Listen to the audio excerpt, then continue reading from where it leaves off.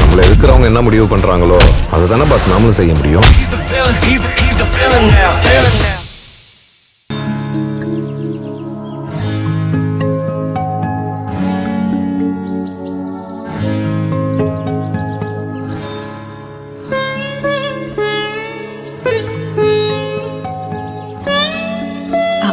சத்யா அக்கா,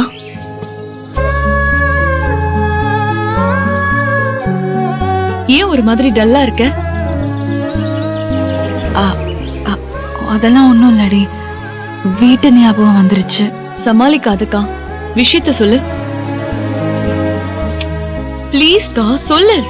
அபிகிட்ட நாங்க லவ் பண்ணப்போ எடுத்த ஜோடியான போட்டோ, கல்யாண போட்டோ நீங்க உங்க ரூம்ல வச்சிருக்கீங்களே, அது மாதிரி நாமளும் நம்ம ரூம்ல மாட்டலான்னு சொன்னேன். அதுக்கு அவரு முடியாதுன்னு சொல்லிட்டாருடி. ஏன்? அவங்க அம்மா பார்த்தா கோச்சுப்பாங்களாம். அக்கா, அவரே உன்கிட்ட மாட்டிக்கிட்டாரு, போட்டோ மாட்டா என்னவா? சிரிக்காதடி, போட்டோஸ்லாம் பார்த்தா அம்மா மனசு கஷ்டப்படுவாங்க.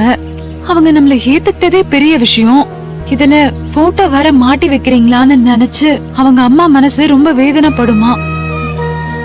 அவங்க ஏத்துக்கிற வரைக்கும் இதெல்லாம் வேண்டான்னு சொல்றாரு. அம்மாக்கு அப்படி பயப்படுறாரு. மனசு எவ்வளவு கஷ்டமா இருக்கு தெரியுமா சத்யா? பிரிஞ்சிருந்தப்போ இவருக்கு என் மேல எவ்வளவு லவ் இருக்குன்னு கற்பனை பண்ணி சந்தோஷமா இருந்தேன். இப்போ கல்யாணம் ஆகி எந்த சந்தோஷமும் கிடைக்க மாட்டேங்குது.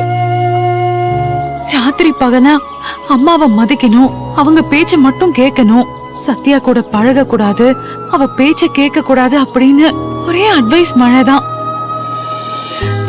நான் லவ் பண்ண அபி இப்ப எங்க போனாருன்னே தெரியல. அக்கா, இதுக்கு ஏங்கா கலங்குற? அண்ணனும் தம்பியும் சரியான அம்மா பிள்ளைங்கன்னு நமக்கு நல்லா தெரிஞ்ச விஷயம் தானே. 100க்கு 90ன்னு எல்லா வீட்லயும் இதே கதை தான். இப்படிதான் இருப்பாருன்னு தெரிஞ்சுக்கிட்டது வேற விஷயம், நேரா அனுபவிக்கிறப்பல கஷ்டமா இருக்கு. இது தெரிஞ்சது தானக்கா. அந்த செல்வநாயகி டபுள் கேம் ஆடிட்டு இருக்கா. பிள்ளைங்க முன்னால மருமகளுங்க மேல பாசமா இருக்கிற மாதிரி நடிக்கிறா. பசங்க இல்லனா விஷத்தை கக்கறது, டார்ச்சர் பண்றது. நமக்கும் ஒரு நாள் வரும்க்கா, அப்ப பாத்துக்கலாம்.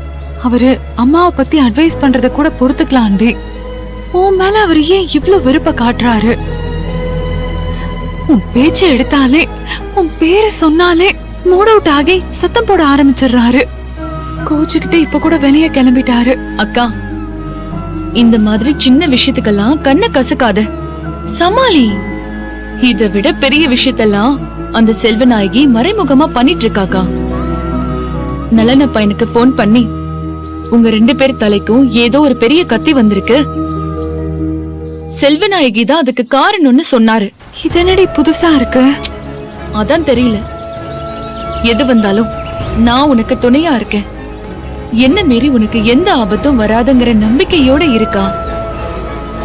நான் போய் நலனப்பாவை இன்னைக்கு பார்த்து பேசிட்டு வந்துடுறேன்.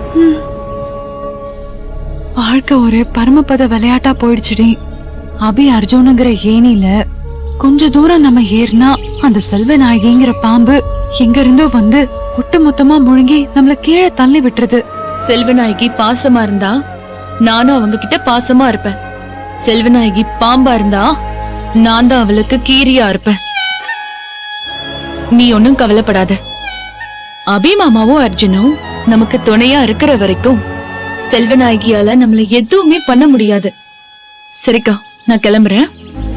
நீ எதுவா இருந்தாலும் பாத்துக்கோ.